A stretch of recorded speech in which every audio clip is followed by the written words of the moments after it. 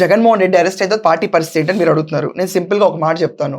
పేరుని నాని పారిపోయాడు, కొడాల వెంకటేశ్వరరావు నోరిప్పట్లేదు. మాటలు ఉండాలి, మాటల గురించి మాట్లాడాలి మనం. కేత్ రెడ్డి సైలెంట్ అయిపోయాడు. అనిల్ కుమార్ యాదవ్ ఎక్కడో దొరికాడు నిన్న. దాని తర్వాత ప్రసన్న కుమార్ మాట్లాడడానికి భయపడుతున్నాడు. వల్లభనేని వంశీ అయితే ఎక్కడ దిక్సూచులు కనపట్లేదు. మాట్లాడేది అంబటి రాంబాబు. ఇంతమంది వెళ్ళిపోతే అతను ఒక్కడే మాట్లాడతాడు. ఏం బలం ఉంది అతనికి? ఫేస్ వాల్యూ ఉన్న లీడర్స్ ఎవరు తక్కువైపోయారు. వీళ్ళందరూ ఆల్టర్నేటివ్గా చూసుకుని మొన్న జగన్మోహన్ రెడ్డి రాజీనామా చేయమని చెప్పినా కూడా వింటున్న వార్తల ప్రకారం, నాకు కూడా తెలియదు, న్యూస్ పేపర్స్లో వచ్చినాయి, దట్ రాజీనామా చేయమంటే మేము చేయమన్నారు, ఎమ్మెల్యేస్ చేయమన్నారు.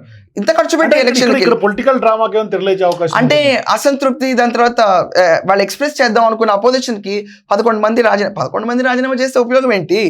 నెక్స్ట్ టైం ఆ 11 స్థానాలు కూడా రాకపోతే అసలు పులివెందులలో రాకపోతే రాజీనామాలు ప్రజల కోసం కాదు కదా చేస్తుంది, వాళ్ళ పార్టీని బలోపేతం చేయడానికి, వాళ్ళ పట్ల జరుగుతున్న అరెస్ట్ అని తప్పని చెప్పడానికి. But this not the way. But okay, నువ్వు ఆ స్లోగన్ ఇచ్చావు, దానికి నీ ఎమ్మెల్యేస్ అనే నీ తోడు ఉండాలి కదా. వాళ్ళు ఎవరు నుంచోలేదు కదా, రాజీనామా చేయలేదు కదా. అందరికీ ఉంటుందండి డౌట్. బట్ సింపతి ఫ్యాక్టర్ అనేది మాత్రం ఇక్కడ వర్కౌట్ అవ్వదు. అండ్ వీళ్ళ పార్టీ మాత్రం ఉండకపోవచ్చు.